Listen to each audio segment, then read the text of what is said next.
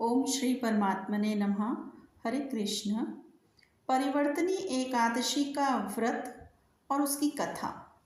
धर्मराज युधिष्ठिर ने कहा कि हे भगवान, भाद्रपद मास की शुक्ल पक्ष वाली एकादशी का क्या नाम है तथा उसके व्रत को करने का क्या विधि विधान है, वह मुझसे वर्णन कीजिए।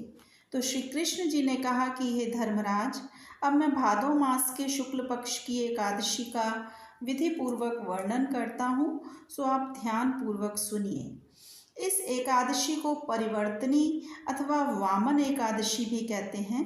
कहीं कहीं पर इसको जयंती एकादशी भी कहा जाता है। यह पापों का नाश करने वाली, स्वर्ग देने वाली, नीचों का उद्धार करने वाली, वाजपेयी यज्ञ के समान फल देने वाली है। जो मनुष्य अपनी गति चाहते हैं उन्हें इस एकादशी की व्रत अवश्य करना चाहिए। जो मनुष्य इस एकादशी के दिन वामन भगवान की पूजा करते हैं वे तीनों देव अर्थात ब्रह्मा विष्णु महेश की पूजा का फल प्राप्त करते हैं। इस एकादशी के दिन श्री विष्णु करवट बदल लेते हैं, इसलिए इसे परिवर्तनी एकादशी कहते हैं। युधिष्ठिर महाराज ने कहा कि हे भगवान, आपके इन वाक्यों को सुनकर मुझे अत्यंत संदेह हो रहा है, क्योंकि आप इस प्रकार के से सोते और करवट बदलते हैं और किस प्रकार वामन रूप धारण करके राजा बलि को आपने बांधा था और क्या क्या लीलाएं की थी, चातुर्मास व्रत की क्या कथा है तथा आपके शयन करने के पश्चात मनुष्य का क्या कर्तव्य रहता है, यह सब भी कहिए। तो श्री कृष्ण ने कहा कि हे धर्मावतार, मैं अब तुमसे पापों को नष्ट करने वाली कथा कहता हूँ। त्रेता युग में दानव कुल में एक बलि नाम का अत्यंत भक्त तथा दानी, सत्यवादी और ब्राह्मणों की सेवा करने वाला प्रतापी राजा हुआ था, जिसने अपनी भक्ति के प्रभाव से इंद्रलोक पर अधिकार कर लिया था। बलि द्वारा इंद्रलोक पर अधिकार करने पर सभी देवता स्थान विहीन होकर दुखी रहने लगे और उन्होंने श्री हरि के पास जाकर प्रार्थना की।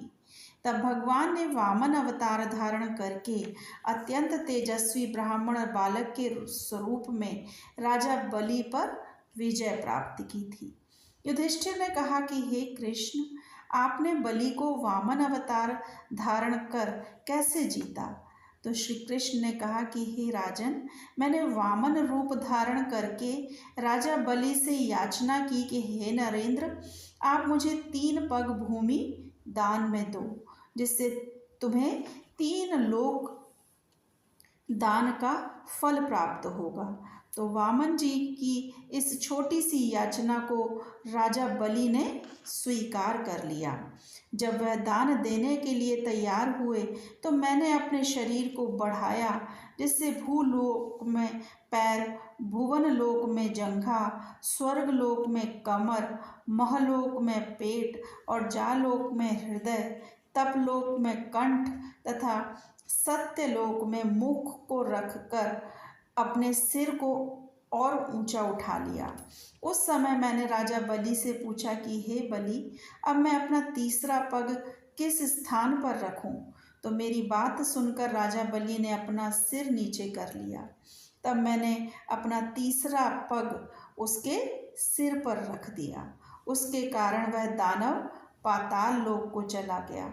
जब मैंने बलि को अति विनीत दशा में देखा तो मैंने कहा कि हे बलि, मैं सदैव तुम्हारे निकट ही रहूंगा।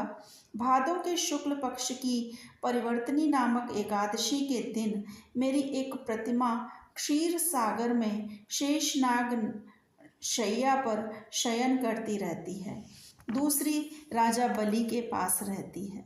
इस एकादशी के दिन भगवान विष्णु करवट बदलते हैं। इसी दिन भगवान त्रिलोकीनाथ व श्री विष्णु की पूजा की जाती है। इसमें चावल, दही और रुपए का दान किया जाता है। इस व्रत में रात्रि जागरण करना चाहिए। इस व्रत के करने से मनुष्य समस्त पापों से मुक्त होकर स्वर्ग पाते हैं। ओम नमो भगवते वासुदेवाय। हरे कृष्ण।